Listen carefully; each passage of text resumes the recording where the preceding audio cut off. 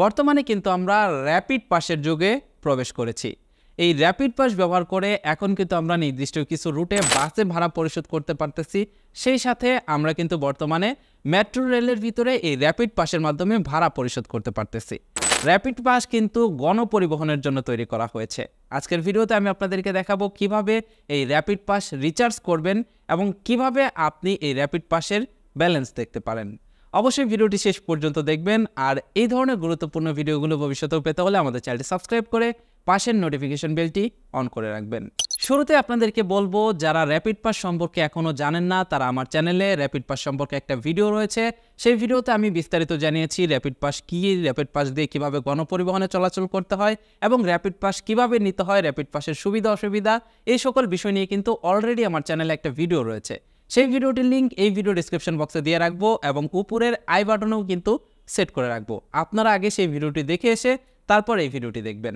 আপনারা যদি rapid pass recharge করতে চান তাহলে আপনি দুইভাবে র্যাপিড পাস রিচার্জ করতে পারবেন। একটা হচ্ছে এমআরটি স্টেশন থেকে, তার মানে মেট্রো রেলের যে স্টেশন রয়েছে যেখান থেকে আপনারা মেট্রো রেলের জন্য টিকিট কাটেন, টিওএম মেশিন, সেই টিকিট মেশিন থেকে আপনি চাইলে আপনার এই র্যাপিড পাসটাকে রিচার্জ করতে পারবেন।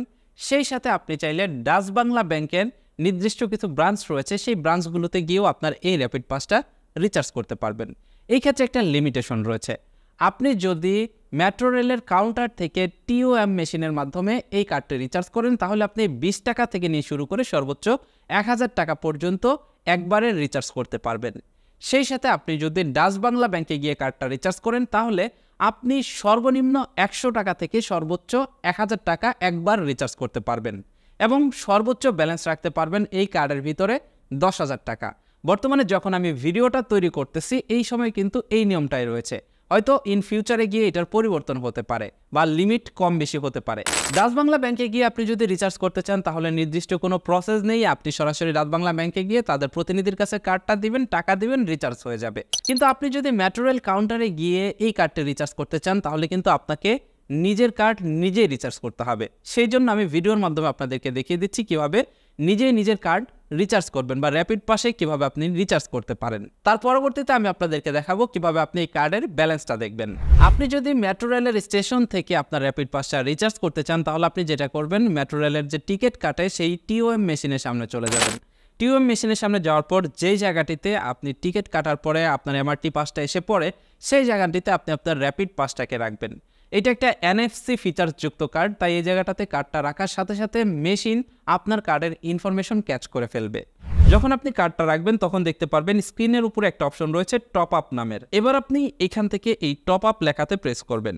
টপ আপ লেখাতে প্রেস করলে দেখতে পারবেন এখানে পরিমাণ চলে আসছে। এখান থেকে আপনি 20 টাকা থেকে 1000 টাকার ভিতরে আপনার অ্যামাউন্ট নির্বাচন করবেন যে কত টাকা আপনি রিচার্জ করতে চান। এক্ষেত্রে আমি 20 টাকা রিচার্জ করে আপনাদেরকে দেখাচ্ছি। এর জন্য 20-এ প্রেস করলাম। 20-এ প্রেস করার সাথে সাথে এবার আপনাকে এখানে টাকা দিতে বলবে। এবার টিকিট মেশিনের যে জায়গা দিয়ে টাকা প্রবেশ করাতে হয় সেই জায়গাতে আপনি সেই পরিমাণের টাকা প্রবেশ করাবেন যে পরিমাণ টাকা আপনি রিচার্জ করতে চান। এক্ষেত্রে আপনি চাইলে কিন্তু বড় নোটও দিতে পারেন, সেক্ষেত্রে আপনাকে কিন্তু ভাঙতি টাকা ফেরত দেওয়া হবে। আপনি যখনই টাকাটি ঢুকাবেন, টাকা ঢুকানোর সাথে সাথে দেখতে পারবেন এখানে অ্যামাউন্টটা চলে আসছে। দেখতে পাচ্ছেন আমি 20 টাকা ঢুকিয়েছি, তাই এখানে 20 টাকার অ্যামাউন্ট চলে আসছে। টাকা ঢুকানোর কিছুক্ষণের ভিতরেই দেখতে পারবেন আপনার কার্ডটি রিচার্জ হয়ে যাবে এবং স্ক্রিনটা পুনরায় আগের মতো করে চলে আসবে। এবার আপনার কার্ডটি রিচার্জ হয়ে গেল। কার্ড রিচার্জ করা কিন্তু একদম সহজ। জাস্ট এভাবে কার্ডটি রেখে টাকা ঢোকাবেন, অ্যামাউন্ট সিলেক্ট করবেন, আপনার কার্ড রিচার্জ হয়ে যাবে। এবার চলুন জেনে নেই কিভাবে আপনি কার্ডের ব্যালেন্সটা জানতে পারবেন। কার্ডের ব্যালেন্স কিন্তু আপনি বর্তমানে দুইভাবে জানতে পারবেন। প্রথমত হলো আপনি এই টিওএম মেশিনের মাধ্যমে জানতে পারবেন। দ্বিতীয়ত আরেকভাবে আপনি কার্ডের ব্যালেন্স জানতে পারবেন। সেটা কি আমি আপনাদেরকে একটু পরে বলে দিচ্ছি। তার আগে চলুন দেখে নিই কিভাবে এই মেশিনটির মাধ্যমে আপনি কার্ডের ব্যালেন্স দেখবেন। কার্ডের ব্যালেন্স দেখার জন্য আবারও সেম জায়গাতে আপনার কার্ডটাকে রাখবেন। কার্ডটা রাখার পর এবার আপনি দেখতে পারবেন এইখানে রয়েছে কার্ডের তথ্য নামের একটা অপশন। যদি ইংলিশে থাকে তাহলে কার্ড ইনফরমেশন লেখা থাকবে। এবার আপনি কার্ডের তথ্যতে প্রেস করার সাথে সাথে দেখতে পারবেন আপনার র্যাপিড পাসের ভিতরে ব্যালেন্স কত টাকা রয়েছে এবং কত টাকা জামানত হিসাবে রয়েছে সেটা এখানে শো করবে। এবার আপনি এখানে ব্যালেন্স দেখার পর জাস্ট ঠিক আছে লেখা রয়েছে, ঠিক আছে লেখাতে ক্লিক করে আপনার কার্ডটি নিয়ে চলে যাবেন, তাহলে আপনার কাজ শেষ।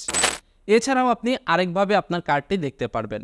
যখন আপনি মেট্রো রেলে ওঠার জন্য প্ল্যাটফর্মে প্রবেশ করবেন, প্ল্যাটফর্মে ঢোকার সময় যে আপনার এন্ট্রেন্স রয়েছে সেই এন্ট্রেন্সে কিন্তু আপনার কার্ডটাকে টাচ করতে হয়। যখন আপনি এন্ট্রেন্সে কার্ডটা টাচ করবেন তখন দেখতে পারবেন ঠিক তার উপরেই একটা ডিসপ্লে রয়েছে, সেই ডিসপ্লেতে কিন্তু আপনার ব্যালেন্সটা শো করবে। আপনি চাইলে এখান থেকেও আপনার ব্যালেন্সটা কিন্তু দেখতে পারবেন। তো মূলত এইটাই ছিল র্যাপিড পাস রিচার্জ করা এবং ব্যালেন্স দেখার প্রসেস। তো এটাই ছিল আজকের ভিডিও আপনার কাছে কেমন লেগেছে কমেন্ট করে জানাবেন। সেই সাথে ভিডিওটি যদি ভালো লেগে থাকে ভিডিওটিতে লাইক দিবেন, ভিডিওটি কেমন লাগলো কমেন্ট করে জানাবেন। সেই সাথে ভিডিওটি যদি গুরুত্বপূর্ণ মনে হয়ে থাকে তাহলে নিজেদের ফেসবুকে ভিডিওটি শেয়ার করবেন, তাহলে আরেকজন ব্যক্তি দেখে উপকৃত হতে পারবে। That's it for now, take care, bye by.